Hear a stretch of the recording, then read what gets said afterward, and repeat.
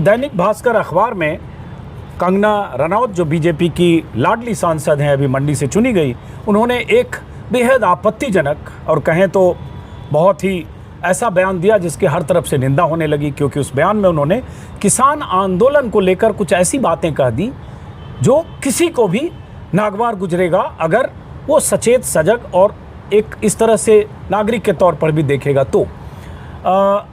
कंगना रनौत ने कह दिया कि जो किसान आंदोलन हुए थे, उन आंदोलनकारियों का जो किसान आंदोलन में थे, उनका मकसद भारत में बांग्लादेश जैसी स्थिति पैदा करना था और उसकी बड़ी प्लानिंग और साजिश थी। उसके पीछे अमेरिका और चीन जैसे देश थे। और इससे बड़ी बात एक कंगना ने कह दी जो आज तक किसी ने नहीं कही थी उस तरह से। बीजेपी के नेताओं ने तो उन किसानों को लगातार गुंडे, मवाली, आतंकवादी, खालिस्तानी, चीनी, पाकिस्तानी सब कहा था उस दौर में। दर्जनों नेताओं के बयान ऑन रिकॉर्ड है 13 महीने जब वो दिल्ली में बैठे थे अलग अलग बॉर्डर।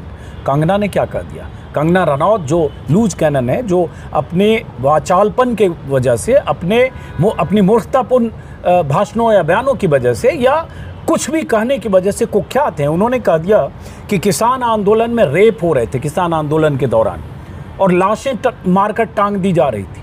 और उनका इरादा, जो किसान थे उनका इरादा भारत में बांग्लादेश जैसी स्थिति बनाने का था। वो तो हमारा शीर्ष नेतृत्व इतना सक्षम और ताकतवर था कि उसने स्थितियों को कंट्रोल कर लिया। और इस पर एतराज होना स्वाभाविक है कि आप उन हज़ारों लाखों किसानों को जो अपने हक के लिए दिल्ली आए थे, उनके बारे में इस तरह का कैसे बयान दे सकते हैं? घेराबंदी हुई, बहुत सारे लोग, हम जैसे लोग, बहुत सारे विपक्ष के नेता, सब ने कहना शुरू किया कि आप किसानों को बदनाम कैसे कर रहे हैं। तो फिर बात आई कि क्या बीजेपी अपनी सांसद को बीजेपी माफ़ी मांगने के लिए कहेगी या बीजेपी कंगना रनौत के बयान से दूरी बनाते हुए उन्हें चेतावनी देगी? इसी बीच एक खबर आ गई है, पता चला ये सब हम लोग बात ही कर रहे थे कि अभी खबर आ गई कि बीजेपी ने केंद्रीय मीडिया विभाग की तरफ से एक प्रेस विज्ञप्ति जारी हो गई और इस प्रेस विज्ञप्ति में ये कहा गया, बीजेपी की विज्ञप्ति में, कि भाजपा सांसद सुश्री कंगना रनौत द्वारा किसान आंदोलन के परिप्रेक्ष्य में दिया गया बयान पार्टी का मत नहीं है। भारतीय जनता पार्टी सुश्री कंगना के बयान से असहमति व्यक्त करती है। पार्टी की ओर से पार्टी के नीतिगत विषयों पर बोलने के लिए कंगना को न तो अनुमति है न ही बयान देने के लिए अधिकृत है। ये आगे अब इस पर बात करते हैं। इस पर बात करने के साथ ये भी कि चूँकि हरियाणा के बहुत जानकार हैं, लालों की राजनीति से हरियाणा की पहचान थी, देवीलाल, बंसीलाल, भजनलाल, अब उन लालों की दूसरी, तीसरी, चौथी पीढ़ी राजनीति में है, वो सब भी थोड़ी बात करेंगे। इस बीच मौसम अनुमति दे तो, क्योंकि 3 बार हम लोग कैमरा लगाकर यहाँ बैठे और उसी समय बूंदाबांदी हो गई, यहाँ से उठकर जाना पड़ा और इतना पानी गीला हुआ कि अखबार से हमने किसी ढंग से जुगाड़ के भरल। तो ये जो कंगना रनौत पर का बयान एक, और दूसरी बात कि बीजेपी का कहना कि हम उनके बयान से असहमत हैं, पार्टी असहमत है और उनको न तो ऐसे बयान देने की अनुमति है न ही बयान देने के लिए अधिकृत हैं। बीजेपी की ओर से कंगना रनौत को निर्देश दिया जाता है कि इस प्रकार के कोई भी बयान भविष्य में न दें। कैसे देखते हैं इसको? सबसे पहले धन्यवाद अजीत जी, आपने अवसर दिया। और जो कुछ ये कंगना रनौत वाला मसला है, अगर इसको आप देखें तो ये कंगना रनौत ने ना तो पहली बार कहा है और ना ये कोई आखिरी बार है। जैसा आपने बहुत सही कहा कि she is a loose cannon, तो वो असल में महिला थोड़ी जल्दबाजी में लग रही है मुझे कि वो जितना जल्दी हो सके स्मृति ईरानी को रिप्लेस, क्योंकि पोस्ट खाली है वैकेंसी, या अनुराग ठाकुर वाली वैकेंसी खाली हो गई है। फिर इसके अंदर गोली मारे सालों को जो फेम जो उनकी थी, तो और कहीं ना कहीं प्रवेश साहिब सिंह वर्मा की भी वैकेंसी, अगर आपको ध्यान हो तो उनको टिकट ही नहीं मिली इस बार। तो ये महिला थोड़ी जल्दबाजी में लगी। आप इसका एक रेफरेंस देखेंगे तो आप हैरान हो जाएंगे। इनकी फिल्म इमरजेंसी आ रही है, 6 सितंबर को रिलीज हो रही है। आप हर एक जो भी फिल्म स्टार है, आपको पता है पहले से कि वो कंट्रावर्सी में आना चाहता है फिल्म को प्रमोट करने के लिए, लेकिन यहाँ उन्होंने ऐसी कंट्रावर्सी कर दी कि मोदी और शाह तक को मुँह छुपाना भागना पड़ रहा है।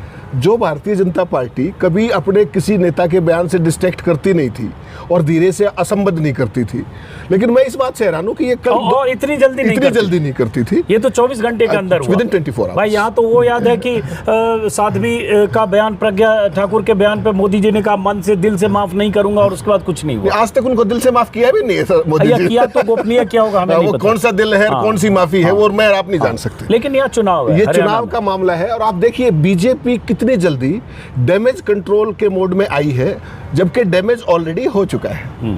अजीत जी, आप जानकर हैरान होंगे कि मनोहर लाल खट्टर के जो कारनामे थे 10 साल के, अगर आपने देखे हो, अच्छा आप तो सबसे आगे थे किसान आंदोलन में, आपने कभी जीवन में सुना है कि सड़कों को सरकारें रोक रही हैं बोल्डर्स लगा के, किले लगा करके, और किस तरीके से पूरा वो अभी भी बंद पड़ी है सर शंभू बॉर्डर। उस पर आते हैं जरा, पहले कंगना विमर्श। मैं उसी पे आ रहा हूँ हाँ। कि उस सारे घटनाक्रम के बाद नायब सैनी जब आए तो उन्होंने किसानों को और ग्रामीण क्षेत्रों को डैमेज जो हुई थी उसको कंट्रोल करने के लिए तमाम तरह की चीजें की। अभी मैं उसको जोड़ रहा हूँ। मनोहर लाल सैनी, नायब सिंह सैनी ने क्या कहा कि सभी किसानों को सभी फसलों का MSP देंगे, किसान जो घोषणा से 2 दिन पहले, यानी कि वो उस ग्रामीण बेल्ट में, किसानी बेल्ट में घुसने की दोबारा से कोशिश कर रहे थे। या जो नुकसान हुआ था उस पर रफू लगा रहे थे, पैबंद कर रहे थे, पैबंद लगा रहे थे, वो कर ही रहे थे। इतने में घोषणा ये चुनाव की होगी तो आचार संहिता होगी, वो नोटिफाई भी नहीं हुई। और रही सही कसर, वो जो हुआ नहीं हुआ, सरपंचों को कुछ घोषणा की, जिला परिषद को, जो गाँव में रास्ता खोज रहे थे, खेतों किसानों में रास्ता खोज रहे थे, उसका पक्का काम अब कंगना रनावत ने कर दिया है।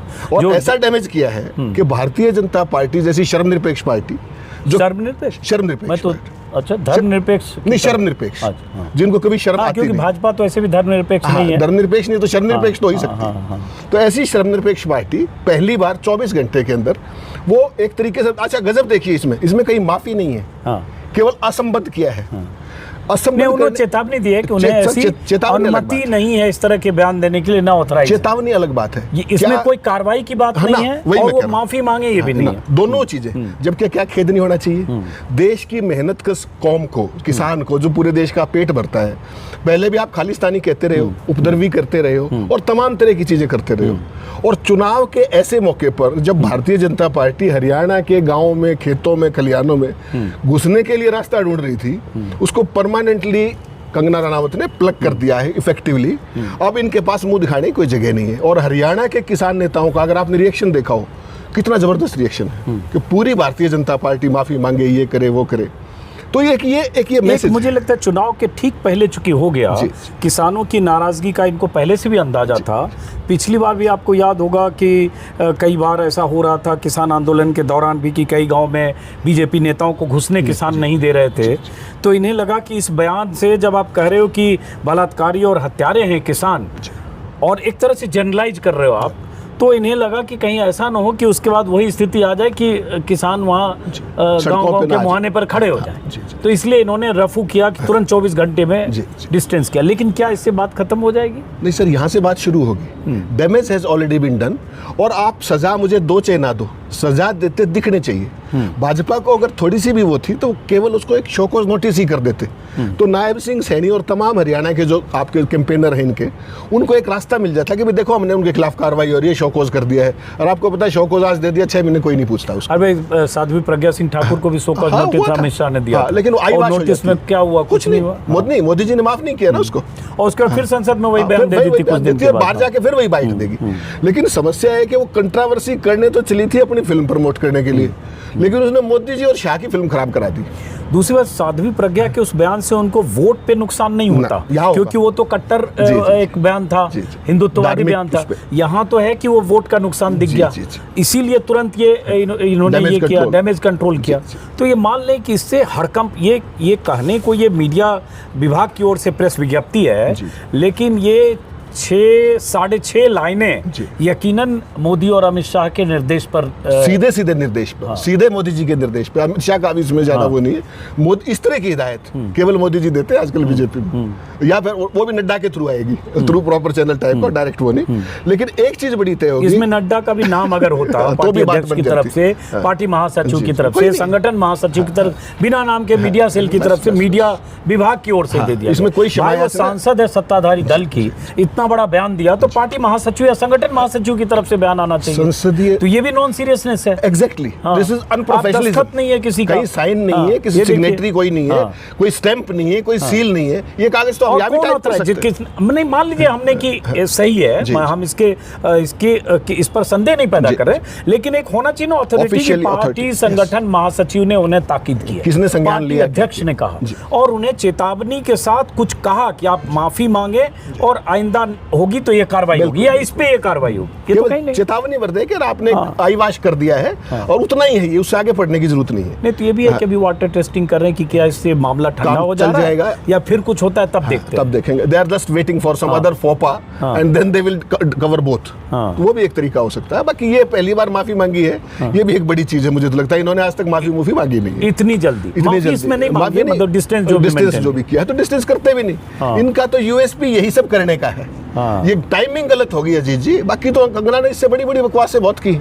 आपको ध्यान होगा एक गलत महिला का फोटो लगा करके और क्या कहा था, शाहीन बाग में 100 रुपए में आंटी आंदोलन करती। दादी आंदोलन। 100 रुपए में आती और वो हाँ। पंजाब वाली जो सीआरपीएफ कांस्टेबल का जो थी, वो हाँ। सीआईएसएफ की, वो एयरपोर्ट। क्या कारण था, उसकी माँ आंदोलनकारी थी। हाँ, हाँ। तो उसने कहा कि मेरी माँ भी आंदोलनकारी थी। आप तो कैसे कर सकते हो 100 रुपए में दादी जी, आ रही तो उस तरह की बदतमीजियां इन्होंने बहुत की है पहले। और अगर आप सही नहीं में एक उनका कुख्यात बयान है, 47 में आजादी तो भीख में मिली थी, असली आजादी तो तो 2014 में 14 मिली में मोदी मिली। जी की कृपा से। जी, जी। उसके पहले तो हम गुलामी में जी रहे थे। देश में सब कुछ बन गया, अंग्रेज यहाँ से दफा हो गए, सैकड़ों लोगों ने फांसी के फंदे को झूल गए और इसके बाद इनके हिसाब से भीख मिली। बिल्कुल, उसका देखिए उसका फॉल आउट क्या हुआ। हाँ। उसको राष्ट्रीय पुरस्कार फिल्मों में मिला हाँ। और उसके बाद एमपी की टिकट मिली। टिकट मिला। मैं और आप उसको कंट्रोवर्सी हाँ, कहते हाँ, रहे। हाँ। दैट रिवॉर्ड मिला। That has added to her USP. Reward मिल गया तो उसके बाद। भारतीय जनता पार्टी को मैं इसीलिए कहता हूँ कि वो इन सब चीजों के लिए उन्होंने एक लूज कैनन डिपार्टमेंट खोल रखा है। पहले उसकी मुखिया स्मृति ईरानी थी, फिर कुछ देर के लिए प्रभार आया अपने अनुराग ठाकुर के पास।